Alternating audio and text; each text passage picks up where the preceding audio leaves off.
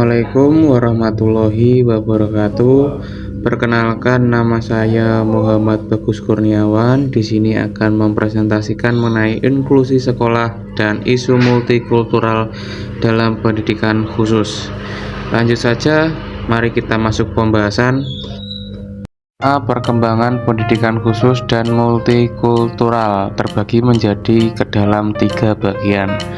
Yang pertama, sejarah dan prinsip kesetaraan akses. Pendidikan khusus berkembang seiring gerakan hak-hak sipil di Amerika Serikat, mencerminkan prinsip kesetaraan akses pendidikan bagi siswa berkebutuhan khusus. Pendidikan khusus dan multikultural saling berkaitan dalam mendorong perubahan pedagogi, kurikulum, dan pelatihan guru. Hubungan antara pendidikan khusus dan umum menjadi indikator kesiapan sistem pendidikan dalam mempersiapkan siswa untuk masa depan. Yang kedua, tantangan dalam pendidikan siswa berlatar belakang budaya dan bahasa beragam atau CLD. Siswa CLD di Amerika Serikat mengalami tingkat putus sekolah yang tinggi, rujukan tidak profesional ke pendidikan khusus, hasil akademik rendah, hukum lebih berat, dan pengucilan lebih sering. Terdapat persepsi negatif terhadap keluarga dari kelompok budaya tertentu. Studi menunjukkan adanya ketidaksetaraan signifikan dalam kurikulum, metode pengajaran, fasilitas, dan sumber daya bagi siswa CLD. Kurangnya tenaga pendidikan terampil, persiapan guru yang kurang memadai, dan rendahnya minat guru untuk mengajar siswa CLD merupakan tantangan yang lainnya. Ketiadaan guru dari kelompok CLD membuat siswa sulit menemukan panutan. Yang ketiga, keterkaitan pendidikan khusus umum dan multikultural. Pendidikan khusus secara teoritis bertujuan memenuhi kebutuhan siswa, tetapi sering dijadikan sarana bagi pendidikan umum untuk menghindari adaptasi terhadap keberagaman. Ketidakseimbangan dalam identifikasi siswa berdasarkan etnis dan kurangnya pendekatan pendidikan yang sensitif terhadap budaya masih menjadi tantangan. Diperlukan pendekatan baru dalam pendidikan bagi siswa dengan latar belakang beragam yang menghindari teori defisit. Selanjutnya, pendidikan khusus sebagai bentuk pengecualian dan segregasi terbagi menjadi 2, yakni pendidikan khusus sebagai pengecualian. Pendidikan khusus pernah menjadi topik utama dalam diskusi pendidikan modern, memainkan peran penting dalam inovasi pedagogis dan reformasi hukum. Setelah adanya undang-undang federal yang menjamin pendidikan gratis dan aksesibilitas bagi anak-anak dengan disabilitas, pendidikan khusus menghadapi tantangan untuk mengembangkan strategi pengajaran yang beragam dan membuktikan efektivitasnya. Guru pendidikan khusus dipandang sebagai pelopor perubahan yang menerima keberagaman siswa. Pendidikan khusus dan segregasi. Pendidikan khusus menuai kritik terkait potensi perannya dalam menciptakan segregasi baru. Pendidikan khusus telah menjadi bentuk pemisahan yang dilegalkan bagi anak-anak dari kelompok ras non-kulit putih dan mereka yang berbeda. Ketidakseimbangan representasi siswa Afrika Amerika dan kelompok minoritas lainnya dalam kelas khusus menunjukkan bahwa program tersebut bukanlah suatu keistimewaan. Siswa dalam program pendidikan khusus yang terpisah menunjukkan presentasi akademik lebih rendah dibandingkan siswa serupa yang tetap berada di pendidikan umum. Diagnosis keterbelakangan mental ringan seringkali bersifat subjektif dan tidak adil. Lebih banyak diberikan kepada anak-anak dari kelompok non-kulit putih, keluarga berpenghasilan rendah, atau mereka yang menggunakan bahasa Inggris sebagai bahasa kedua. Pola ketidakkeseimbangan dalam representasi sekelompok minoritas dalam pendidikan khusus tetap bertahan. 3. Strategi mencegah kesalahan diagnosis dan ketidakseimbangan. Modal intervensi sebelum rujukan. Beberapa sekolah telah menerapkan sistem prarujukan sejak tahun 1970-an yang terus berkembang menjadi berbagai model intervensi sebelum memberikan label pendidikan khusus. Response to Intervention atau RTI merupakan sistem pencegahan bertingkat yang bertujuan meningkatkan pencapaian akademik siswa dan mengurangi masalah perilaku. RTI mewajibkan sekolah membuktikan bahwa siswa telah mendapatkan pengajaran berbasis penelitian di kelas reguler. Model RTI terbagi menjadi ke dalam 3 tingkatan yang memungkinkan layanan pendidikan khusus diberikan sementara asesmen lebih baik dilakukan.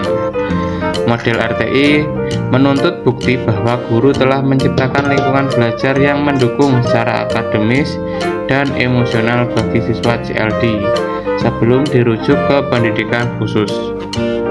Selanjutnya, mengatasi ketidakseimbangan representasi. RTI menjadi strategi yang menjanjikan dalam mendukung siswa berkebutuhan khusus dalam kelas reguler dengan harapan mengurangi ketidakseimbangan dalam representasi mereka di pendidikan khusus. Sekolah harus mempertahankan kelompok yang kurang terwakili akibat stereotip etnis.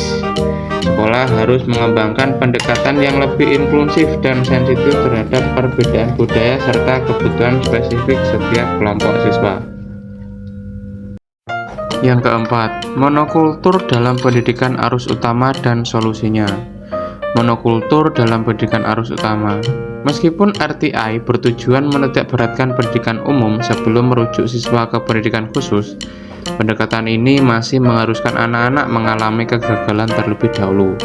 Pendekatan ini seringkali berlandaskan asumsi bahwa perubahan harus terjadi pada diri anak itu sendiri, bukan pada sistem pendidikan. Sistem pendidikan cenderung mengasumsikan bahwa pendidikan arus utama bersifat seragam dan tidak memiliki bias. Mengatasi monokultur. Artiles dan Ball pada tahun 2008 mengkritik kegagalan sistem dalam mengatasi ketidakseimbangan. Mereka berpendapat bahwa sistem pendidikan umum tidak mampu mengakomodasi keberagaman. Pendidikan arus utama memerlukan perubahan mendasar, menyadari bahwa perspektif monokultural masih mendominasi sebagai beberapa aspek pendidikan. Sekolah seharusnya berfungsi meningkatkan kualitas kehidupan anak-anak, bukan sekadar menyesuaikan definisi pendidikan agar sesuai dengan kekurangan yang ada dalam masyarakat. Perlunya perhatian lebih terhadap faktor-faktor risiko berbasis sekolah bukan hanya terdapat siswa secara individu, tetapi atau kelompok tertentu. Selanjutnya yang kelima, partisipasi orang tua dan kolaborasi dengan keluarga. Keterlibatan orang tua. Keterlibatan orang tua dalam pendidikan anak dalam kelompok CLD diakui sebagai elemen penting dalam penyediaan layanan pendidikan khusus yang efektif. Penelitian menunjukkan bahwa keterlibatan orang tua memberikan manfaat signifikan, baik dari segi akademis, sosial, maupun emosional bagi anak-anak. Keterlibatan orang tua dalam kelompok CLD masih jauh lebih rendah dibandingkan dengan orang tua dari kelompok mayoritas. Hambatan keterlibatan orang tua. Hambatan keterlibatan orang tua meliputi kendala personal, seperti perasaan tidak dihargai, disalahkan, kurangnya respon. Hambatan berbasis budaya, seperti etnosisme, stereotip, kurangnya sensitivitas, dan kurangnya pemahaman tenaga profesional mengenai keberagaman budaya. Konflik juga muncul akibat perbedaan nilai yang mendasari sistem pendidikan khusus. Gaya komunikasi yang berbeda antara orang tua dan tenaga profesional juga berkontribusi pada rendahnya keterlibatan. Kelompok orang tua, imigran, dan kelompok mereka yang memiliki keterbatasan bahasa menghadapi tantangan tambahan, terutama kesulitan dalam berkomunikasi. Faktor sosial ekonomi juga memainkan peran dalam keterbatasan keterlibatan orang tua. Selanjutnya, ketidakcocokan antara pendidikan khusus dan keterlibatan keluarga. Minimnya model program dan layanan yang responsif terhadap budaya menjadi hambatan utama dalam keterlibatan orang tua dalam pendidikan khusus. Pendekatan hukum yang digunakan dalam proses IEP mencerminkan nilai dan praktik budaya minoritas.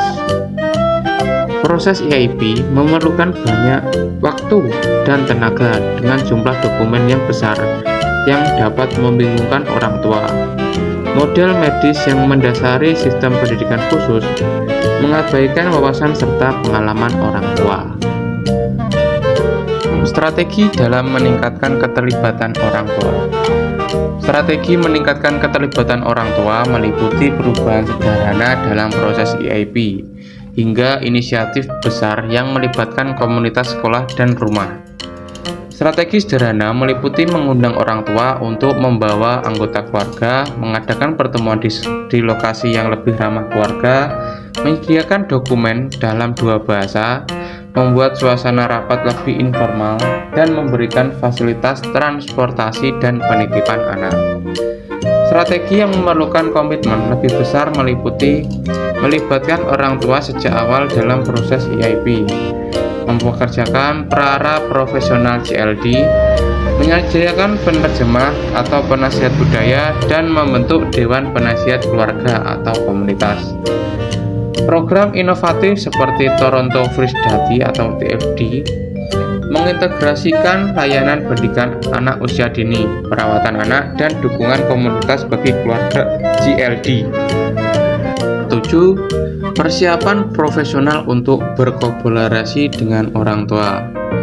Pentingnya meningkatkan pelatihan bagi pendidik agar mereka dapat mengembangkan kompetensi budaya yang diperlukan untuk bekerja sama secara efektif dengan orang tua dan keluarga dari latar belakang budaya dan bahasa yang beragam. Pendidikan guru harus mencakup refleksi terhadap budaya, bias, dan asumsi pribadi guru. Analisis tentang bagaimana budaya dominan mempengaruhi sistem pendidikan dan pemahaman tentang budaya minoritas. Meskipun banyak pihak sepakat, kemitraan antara orang tua dan guru berkontribusi terhadap peningkatan hasil belajar siswa. Para guru seringkali tidak mendapatkan pelatihan yang memadai. Rekomendasi pelatihan profesional meliputi keterampilan komunikasi, empati, advokasi, dan wawasan dari orang tua yang telah memiliki pengalaman dalam sistem pendidikan. 8. Membangun kompetensi guru yang responsif terhadap budaya. Guru harus memiliki kompetensi budaya yang kuat, terutama dalam mendidik siswa dengan disabilitas. Kompetensi ini mencakup menciptakan lingkungan kelas inklusif, membangun hubungan personal dengan siswa, menyediakan pengalaman belajar kolaboratif, mengembangkan keterampilan belajar, menggunakan strategi pembelajaran berbasis interaksi, melakukan pemantauan berkala, dan menyediakan dukungan bagi siswa yang menggunakan bahasa Inggris sebagai bahasa kedua. Program pengembangan profesional yang efektif harus membekali pendidik dengan strategi yang responsif terhadap budaya serta berbasis bukti. Sekolah inklusif yang berkualitas. Sekolah inklusif harus menggantikan sistem pendidikan monokultural yang cenderung mengelompokkan anak berbasis kategori tertentu. Inklusi berfokus pada setiap siswa yang berisiko mengalami marginalisasi, pengucilan, atau kesulitan dalam mencapai prestasi secara optimal. Pendidikan inklusi mengubah paradigma dari yang sebelumnya menyalahkan karakteristik anak atas kegagalan akademik menjadi menganalisis faktor-faktor yang menghambat partisipasi dalam pembelajaran mereka di sekolah. Sekolah inklusif berperan aktif dalam melawan diskriminasi, menciptakan lingkungan yang ramah bagi semua individu, dan menghargai keberagaman. 10. Penyampaian pendidikan khusus dalam lingkup pendidikan umum. Sekolah inklusif menyediakan layanan pendidikan khusus yang dirancang agar setiap siswa dapat berpartisipasi secara aktif dalam pembelajaran di kelas. Interaksi dengan sesama siswa menjadi elemen penting dalam proses pembelajaran. Pendidikan yang menerapkan pendekatan pedagogi yang responsif terhadap budaya cenderung menggunakan metode pengajaran yang lebih komunikatif dan beragam. Strategi inklusif yang terbukti efektif untuk siswa berkebutuhan khusus juga berdampak positif bagi siswa dengan berbagai tingkat kemampuan akademik. 11. Sekolah inklusif dan pendidikan guru.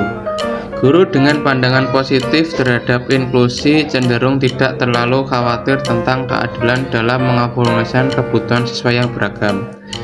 Guru yang memiliki sikap positif percaya bahwa siswa penyandang disabilitas memiliki hak untuk belajar di kelas mereka. Program pendidikan guru memegang peran penting dalam membantu calon pendidik mengembangkan sikap dan keterampilan yang dibutuhkan untuk mengajar dalam lingkungan inklusif. Desain universal untuk pembelajaran atau UDL bertujuan mengakomodasi kebutuhan beragam siswa dalam kelas yang heterogen. 12. Pengelolaan kelas inklusif. Siswa dalam kelompok budaya non-dominan cenderung lebih sering dikategorikan sebagai memiliki gangguan perilaku dan emosional. Guru harus memiliki kompetensi budaya serta keterampilan untuk menerapkan pendekatan pengajaran yang responsif terhadap keberagaman budaya di kelas mereka. Kebijakan sekolah terkadang tetap meminggirkan siswa dari kelompok budaya dan bahasa yang beragam.